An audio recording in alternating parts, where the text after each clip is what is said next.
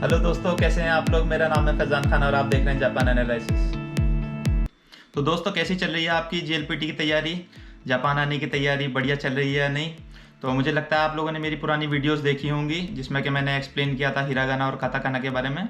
तो उम्मीद करता हूँ आप लोगों ने उसे देखी होगी और हिरागाना काताकाना की आपने पूरी टेबल याद कर ली होगी। आइए तो मूव करते हैं अपने नेक्स्ट सेक्शन की तरफ, जो कि है कांजी। लोग कहते हैं ये टफेस्ट पार्ट है, लेकिन मुझे नहीं लगता कि ये इतना टफ है, क्योंकि कभी कभी कांजी लिखना जापानीज़ में बहुत ही आसान हो जाता है और ये सेंटेंस को बहुत ही आसान बना देता है। तो आइए देखते हैं कांजी है क्या और कैसे हम इसे यूज़ कर सकते हैं सेंटेंसेस में।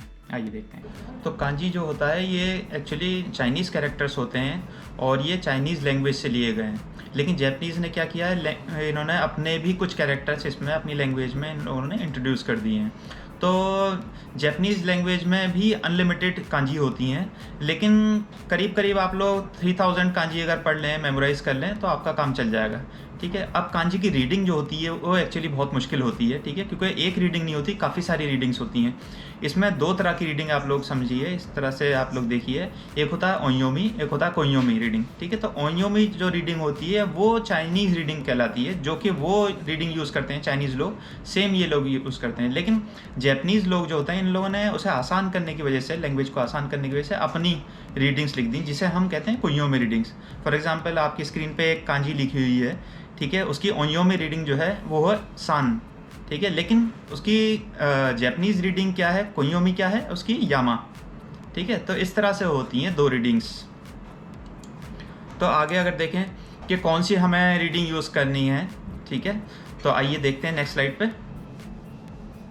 तो इसमें कोई भी एक डेफिनेट रूल नहीं है। फॉर एग्जांपल जैसे कोई कांजी लिखी हुई है, उसके साथ हिरागाना लगा हुआ है, तो ये आपकी कहलाएगी कोयोमी रीडिंग, यानी कि जापानीज़ रीडिंग। ठीक है, अगर मान लीजिए कोई कंपाउंड लिखा हुआ है, दो कांजी को मिला के कोई लिखा हुआ है, या तीन कांजी को मिला के एक कांजी बनी हुई है, तो उसमें आपकी ये ओयोमी रीडिंग होगी। ठीक है, और एक आप अगर जैसे कोई भी आप रीडिंग सर्च करते हैं जापानीज़ डिक्शनरी में, ठीक है, तो उसमें अगर आपका काताकाना में लिखा हुआ है तो आप समझ जाइए ये आपकी चाइनीज़ रीडिंग है, यानी कि ओयोमी रीडिंग है। ठीक है, अगर हिरागाना में लिखा हुआ है तो वो आपकी कोयोमी रीडिंग है। अब जैसे बात करते हैं इस वाली नेक्स्ट कांजी की बात करते हैं, तो एक कांजी की इतनी सारी रीडिंग्स हैं। फॉर एग्जांपल इसे से भी कहते हैं, इसे नमा भी कहते हैं, और पता नहीं क्या क्या कहते हैं, बहुत सारी रीडिंग्स होती हैं। तो अब इसमें कौन सी ओयोमी है, कौन सी कोयोमी, ये हम पता नहीं लगा सकते, और पता लगाएंगे भी तो इसी में सिर्फ रह जाएंगे, हम घूम के रह जाएंगे कौन सी रीडिंग क्या है।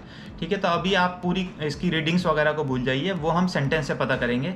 ठीक है, इसे क्या कहा जाएगा। तो अभी मैं आपको बताता हूँ कि ये कांजी होती क्या है और इसे कैसे याद करें। फॉर एग्जांपल अगर हम यामा की कांजी देखें, ठीक है, तो वो कुछ इस तरह से, फॉर एग्जांपल यामा जो है मतलब कि पहाड़ जो हैं वो इस तरह से, ठीक है, आप समझ सकते हैं इस तरह से दिख रहे हैं। ठीक है, और इन्हें अगर हम थोड़ा सा आसान करके बनाएं तो इस तरह से दिख सकते हैं। ठीक है, और अगर और आसान कर दिया जाए इसे, तो इस तरह से हम इसे डिपिक्ट कर सकते हैं। तो ये बन गई आपकी यामा की कांजी, यानी कि माउंटेन की कांजी।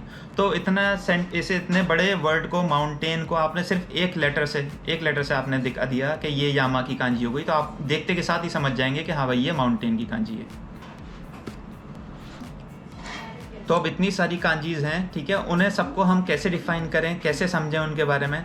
तो अब बात करते हैं, अब इनको हम डिफ़ाइन करने के कैसे अलग अलग डिफ़ाइन करें। ठीक है, तो पहली बात आती है पिक्चर से लें। जैसे मैंने आपको यामा का एग्जांपल दिया, उसी तरह से अब देते हैं फॉर एग्जांपल सन की एग्जांपल। ठीक है, मान लिया आपका सूरज जो है वो इस तरह से कुछ दिखता है। ठीक है, और इसे और थोड़ा सा आसान कर लें, इस तरह से दिख जाएगा, और फिर आसान करें तो इस तरह से इसकी कांजी बन जाएगी। तो पहले नंबर पे आता है आपका पिक्टोग्राफ्स। ठीक है, यानी कि इमेज से आप समझें कांजी को, और उसके हिसाब से अपना आप थोड़ा सा आसान करके और उससे आप कोरिलेट करने की कोशिश करें और उस तरह से कांजी बनाएं। ठीक है, आगे अगर देखें आप, तो आदमी की कांजी यानी कि पर्सन की कांजी आप इस तरह से बना सकते हैं कि पर्सन आप बनाएं। ठीक है, ये आदमी हो गया। ठीक है, मेरी ड्राइंग ज़्यादा अच्छी नहीं, लेकिन इस तरह से बना देता हूँ। ठीक है, और उसे थोड़ा सा आसान करें आप, इस तरह से बन गया, और आसान करें तो इस तरह से आप बना सकते हैं कि हाँ भाई ये पर्सन बन गया। तो पर्सन की कांजी क्या होगी, ये पर्सन की कांजी हो गई, जिसे हितो कहते हैं हम। उसके बाद अगर आप देखें तो ये पेड़ हो गया, ट्री, इस तरह से आप बनाएं। ठीक है, और ये ट्री की कांजी बन गई इस तरह से। ये तो बहुत आसान है, कांजी भी बहुत आसान है, इसमें कोई ज़्यादा कोई पेचीदगी नहीं है, कोई परेशानी की बात नहीं है, आप आराम से सीख सकते हैं, आराम से पढ़ सकते हैं। ठीक है, अगर मून की कांजी आप देखें तो ये आपने चांद बनाया और इसमें 2 ऐसे लाइन खींच दी तो ये बन गई चांद की कांजी। ठीक है, अब आती है आपकी आइडियोग्राफ की, यानी कि आप इमेज करें, ठीक है, किस तरह से कोई मान लिए कोई सरफेस है, उसके ऊपर कोई चीज़ है, ठीक है, तो ये बन गई आपकी उए की कांजी। सिमिलरली अगर आप देखें तो अगर आप इस तरह से इमेज करें कि भाई हाँ ये फ्लैट कोई सरफेस है, उसके नीचे कोई चीज़ है, तो इस तरह से कांजी आप अपने दिमाग में बना सकते हैं। हाँ भाई ये सीता की कांजी बन गई। ठीक है, और उसके बाद तीसरे नंबर पे आता है फोनोसेमेटिक कैरेक्टर्स के बारे में, यानी कि मतलब कोई एक कांजी दे रखी है, फॉर एग्जांपल हार्ट की कांजी दे रखी है, ठीक है, उसमें आपने निगेटिव की कांजी दोनों को ऐड कर दिया। ठीक है, तो निगेटिव कांजी की जो साउंड है वो ही की कांजी है, वो ही की साउंड है। ठीक है, तो ये टोटल जो कांजी बनेगी, ठीक है, उसकी साउंड जो होगी, प्रोनाउंसिएशन जो होगा उसका ही होगा, और उसका मीनिंग क्या होगा, हार्ट प्लस निगेटिव क्या बन गया, सॉरो या सैड बन गया। तो इस तरह की कांजी ये हो गई थर्ड वन। ठीक है, जिसे हम कहते हैं फोनोसेमेटिक। अच्छा, फोर्थ नंबर पे आपका आ रहा है कंपाउंड।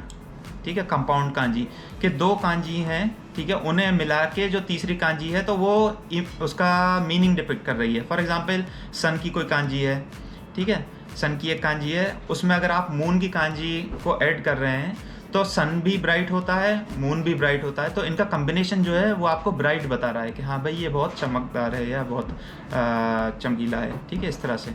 या फिर पर्सन की एक कांजी है, ठीक है, और उसमें ट्री की कांजी अगर आप जोड़ रहे हैं तो आदमी जो है, मान लीजिए इस तरह से आप इमेज कर सकते हैं कि ट्री के नीचे बैठा हुआ आराम कर रहा है, तो ये रेस्ट की कांजी बन गई। ठीक है, तो कांजी का मतलब ये होता है। तो ये 4 तरह से हम लोगों ने इसे एक्सप्लेन किया कि 4 तरह से आप अपने दिमाग में इसको इमेज कर सकते हैं और इस तरह से बना सकते हैं। ठीक है, अब इसे लिखेंगे कैसे और किस तरह से आप यूज़ कैसे करेंगे, तो ये मैं आपको अपनी नेक्स्ट वीडियो में बताऊंगा। ठीक है, कैसे, क्योंकि इसके कुछ स्ट्रोक्स होते हैं कि जो रूल्स आपको फॉलो करने होते हैं, क्योंकि अगर आप बहुत मान लीजिए मुश्किल कॉम्प्लिकेटेड कांजी है तो अगर आप उसे लिखने बैठेंगे तो बहुत ज़्यादा परेशान हो जाएंगे, तो इसलिए कुछ रूल्स होते हैं, अगर आप उन्हें फॉलो करेंगे तो बहुत आसानी के साथ आप उसको कांजी को बना सकते हैं। लेकिन स्ट्रोक्स के रूल्स वगैरह ऑफ कोर्स इंपॉर्टेंट हैं, लेकिन उसे याद करने से पहले मैंने एक दूसरी अपनी वीडियो बनाई है जिसमें कि मैंने बताया है कि कैसे आप कांजी को याद करें, गेम खेल के किस तरह से आप कांजी को याद कर सकते हैं। तो मेरी उस वीडियो को देखिए और खेलते खेलते कांजी को याद करने की कोशिश करिए। तो मिलते हैं नेक्स्ट वीडियो में, जब तक के लिए bye bye, see you in the next video.